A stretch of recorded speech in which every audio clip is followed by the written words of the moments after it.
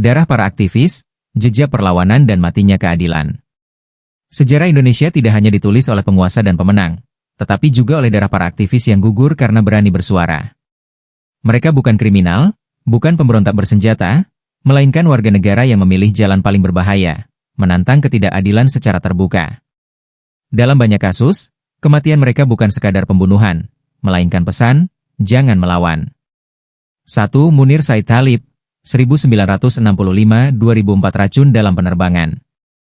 Munir adalah simbol perlawanan terhadap pelanggaran HAM berat di Indonesia. Sebagai pendiri Kontras dan pejuang HAM yang konsisten mengungkap kejahatan militer, dari penculikan aktivis 1998 hingga tragedi Timor Timur, Munir menjadi ancaman bagi banyak pihak. Pada 7 September 2004, Munir meninggal dunia dalam penerbangan Garuda Indonesia menuju Amsterdam. Hasil autopsi menunjukkan ia diracun arsenik dalam dosis mematikan. Kasus ini menjadi salah satu pembunuhan politik paling jelas di Indonesia modern. Seorang pilot, Polikarpus Budihari Priyanto, memang dihukum. Namun pertanyaan paling penting tak pernah terjawab. Siapa dalang sebenarnya? Berkali-kali tim pencari fakta dibentuk, rekomendasi dikeluarkan, tetapi negara berhenti di pelaku lapangan. Hingga hari ini, pembunuhan Munir menjadi simbol impunitas negara terhadap kejahatan politik. Munir dibunuh 2 kali. Pertama oleh racun, kedua oleh pembiaran keadilan. 2 Marsinah, 1969-1993 tubuh buruh yang disiksa negara. Marsinah adalah buruh perempuan yang berani melawan ketidakadilan upah di pabrik jam PT Catur Putra Surya, Sidoarjo.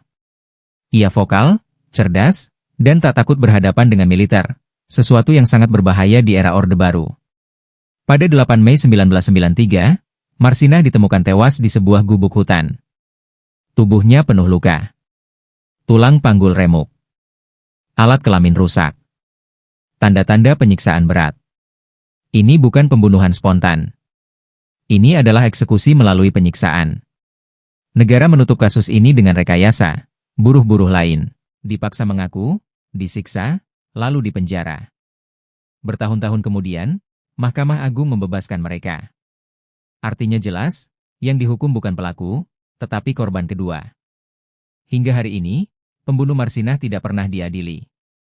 3 Wiji Tukul, 1963-1998 penyair yang dihilangkan. Wiji Tukul adalah penyair, aktivis rakyat, dan suara kaum miskin. Puisinya sederhana, tapi tajam. Hanya ada satu kata, lawan. Pada masa akhir Orde Baru, Wiji Tukul menjadi target operasi penculikan aktivis pro-demokrasi. Ia diculik dan dihilangkan secara paksa pada 1998. Tidak ada jasad, tidak ada makam, hanya kenangan dan perlawanan. Hilangnya Wiji Tukul adalah bagian dari kejahatan penghilangan paksa yang melibatkan aparat negara. Komnas HAM menyatakan ini sebagai pelanggaran HAM berat. Namun hingga kini, negara tidak pernah benar-benar mengusutnya. Bagi keluarga korban, kehilangan tanpa kepastian adalah bentuk penyiksaan seumur hidup. 4 Salim Kancil, 1965-2015 petani melawan tambang. Salim Kancil adalah petani biasa dari Lumajang, Jawa Timur. Kejahatannya hanya satu, menolak tambang pasir ilegal yang merusak lingkungan dan mengancam kehidupan warga. Pada 26 September 2015, Salim diculik, disiksa, lalu dibunuh secara brutal di depan umum. Kepalanya dihantam, tubuhnya dipukuli hingga tewas. Pelakunya bukan orang asing, tetapi jaringan yang terkait dengan kekuasaan lokal. Kasus ini menunjukkan bahwa pembunuhan aktivis tidak selalu terjadi di ruang gelap politik nasional, tetapi juga di desa-desa kecil, di mana modal, aparat, dan preman menyatu.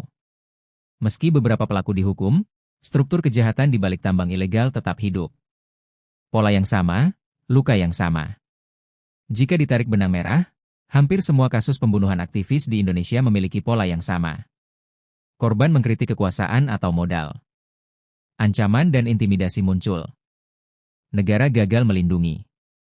Pelaku utama tidak pernah disentuh. Ini bukan kebetulan. Ini adalah sistem. Dan titik tinggi seorang aktivis adalah kematian.